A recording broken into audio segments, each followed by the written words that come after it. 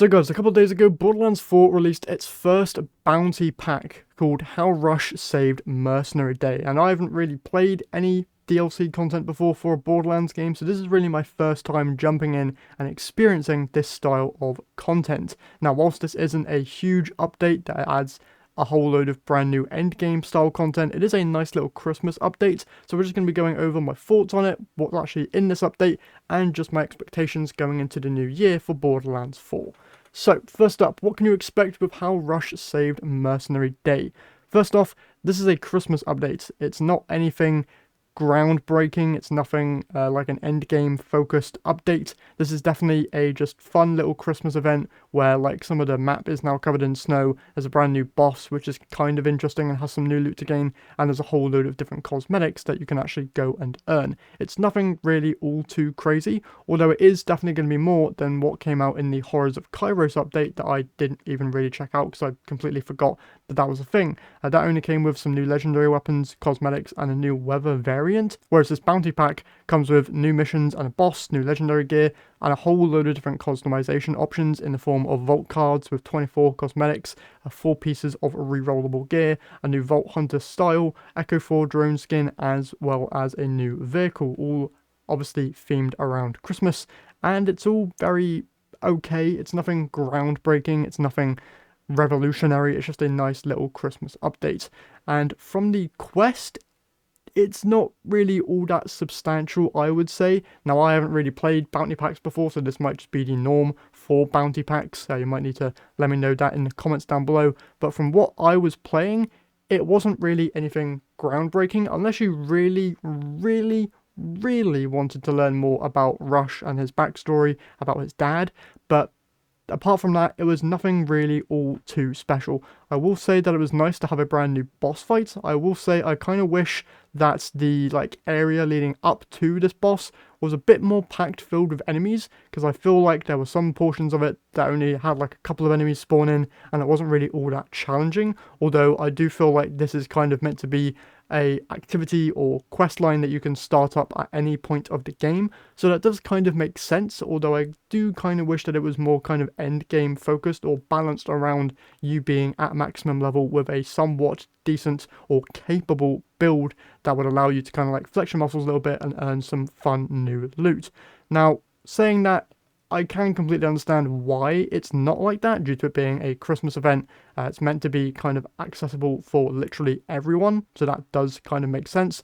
But once again, I would have really liked it to be more focused around kind of the end game, due to most people being at that end game stage, at least now, if you've been playing since launch. Obviously, I believe right now they're doing like a sale for Borderlands 4, so maybe new people are picking it up, which does make sense for this update to not be completely focused around the end game, but it still would have been a nice little feature. The cosmetics, I will say, look cool. They're all Christmas themed. I'm very happy that none of it is paid. I do believe that this whole entire update was meant to be a paid update, and I'm not gonna lie, I don't think many people would have bought this on its own. I believe that it did come included with one of like the bigger additions for the game, which also comes with a whole load of other content throughout 2026, which does make a whole load of sense.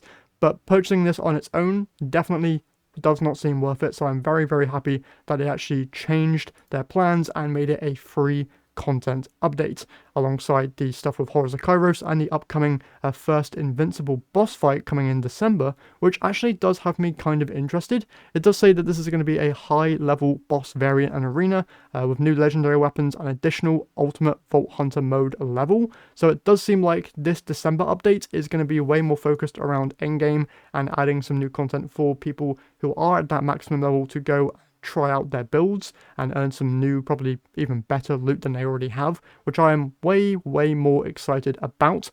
Although I feel like the main kind of juicy update is the obviously story pack 1 coming in Q1 of 2026, which is going to be adding in the brand new map zones, side quests, legendary gear, cosmetics, as well as primarily the brand new Vault Hunter Cash, who does look very cool, and it also comes with new main story missions as well, probably to do with the new map zone that is also coming.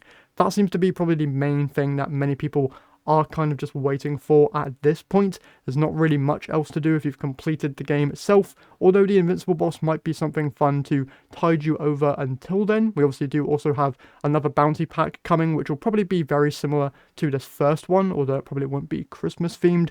But alongside that, they are also adding back the pearlescent rarity as just a free content update, so that'll be a very nice thing for people to jump back in case they want to just flex and get pearlescent versions of the weapons that they already have.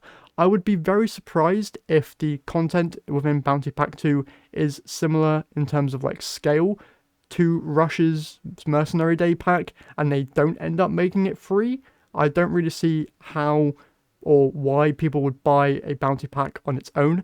It being tied to a like bigger edition of the game that also includes like the main story pack, I can see that being a thing, but I definitely do not see many people going out and just buying the bounty packs on their own, because to be honest, it's not really that substantial of a content release. I was able to get through the entire new quest line within like an hour, and then I was just farming out some weapons for a bit, got a couple legendaries within like 20 minutes or so, and then I was basically done with the updates.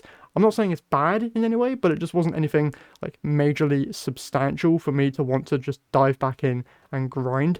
Also, Borderlands 4 still does have quite a bit of issues in my opinion, especially when it comes to leveling up different characters.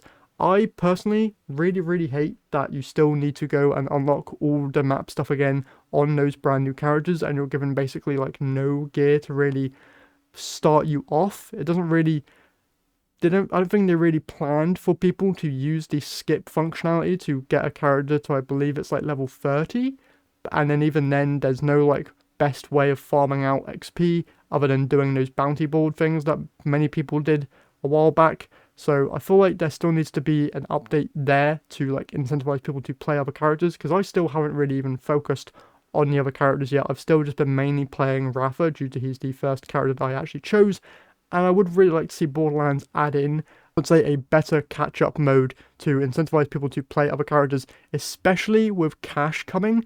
I really hope that when he comes out, I don't need to start him at level 1 with like some really bad gear and then have to level him all the way up to then experience the new main story quest stuff. It would be really cool if I could just jump in with Cash, have him at a decent level with some decent okay gear to start me off in that main story as Cash, because otherwise I feel like it's going to be very lackluster to have to like level up Cash all the way from level 1 and then wait to start the brand new content there.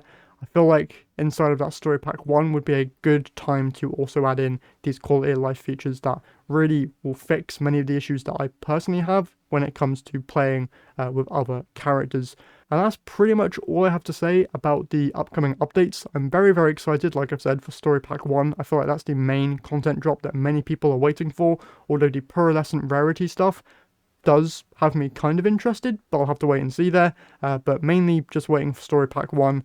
This content pack and Bounty Pack 1 is okay. Once again, nothing major. It's a nice little story quest to jump back into and get some new cosmetics if you want, but it's nothing really all that interesting. But with that said, that's just my thoughts on the most recent update. Be sure to leave yours in the comments down below, and whilst you're there, if you enjoyed this video, if you could leave a like and subscribe to the channel, I would very much appreciate it. And with all that said, I'll see you all in the next one.